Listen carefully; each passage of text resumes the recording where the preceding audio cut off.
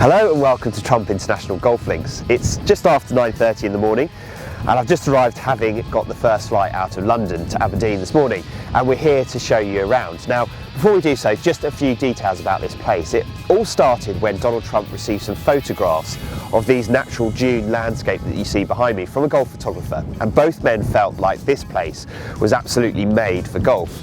Donald Trump bought the land and he got Martin Hawtrey to come down and lay a golf course out on top of it.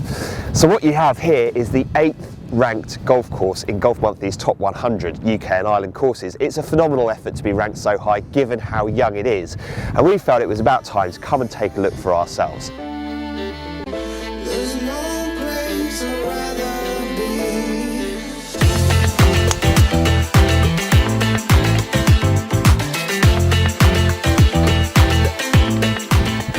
I was very fortunate to be a part of the growing and construction of the golf course. I started back in middle of 2010. Yeah, it was just a beautiful set of dunes stretching from Royal Aberdeen all the way up to Cruden Bay, and you know, we probably got the largest sort of dunes in the area, so they've done great work with them. I've been here, as I said, from the start, so it's become a part of me. So I feel as if that because I've seen it grow from a baby to what it is now, I kind of see it as my baby in a way, if that makes sense. And I feel a big part of the place, and I've seen it grow and mature. It's still young, but I kind of, you know, associate it with a fine bottle of whiskey.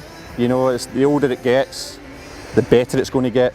You know, I'll quite happily say that Phil Mickelson said that our short game facility was probably one of the best, if not the best, he's ever been on.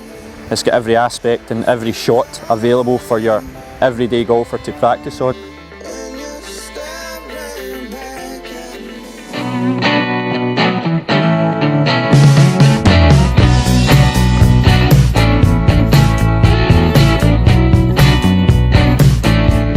So I'm going to show you around one of the rooms here at Trump International Golf Links, my room.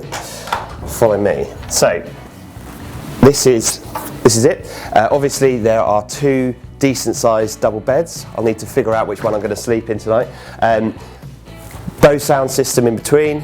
Then if you follow me around here, you've got obviously a seating area and a desk area for any work that you need to do. Good sized telly, really good sized TV.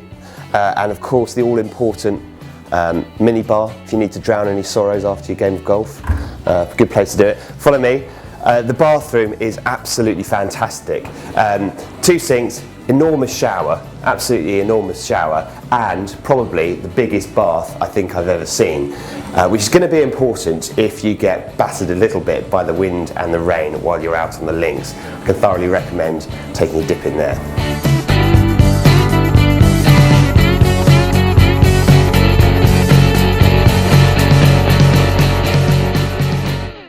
So here we are, first hole, 478 yard par 5, playing directly into the prevailing wind.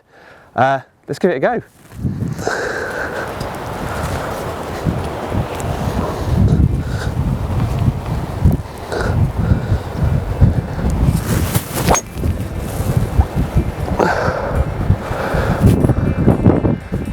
Not my best, but I think we might find it.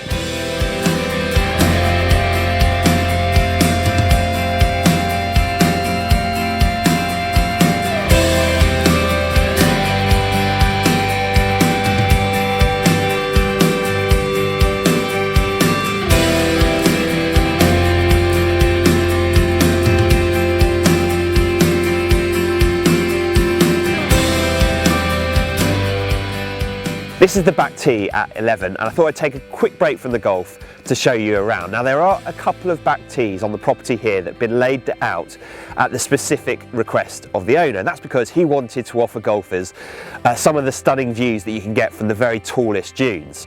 You can see pretty much the entire property from this spot. And if I walk in this direction, you have a lot of the rest of the back 9. Below, you see some of the challenges that sort of await you as you reach the end of your 9. You can see all the way through to the very far end of this 9 holes from this spot. And of course, in between, you have the beautiful view of the blue North Sea. We're very lucky. In this country, we have some of the most stunning golf courses there are anywhere in the world. But this golfing vista from this very spot is really quite hard to beat.